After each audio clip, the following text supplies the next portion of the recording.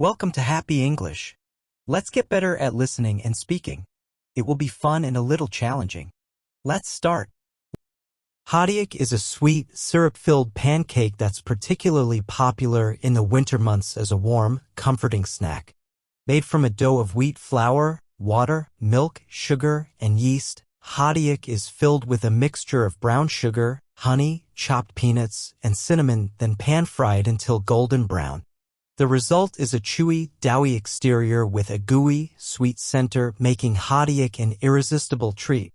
Often sold by street vendors, the aroma of cooking Hoddeok is a common and inviting scent in Korean markets, drawing in those looking for a sweet indulgence.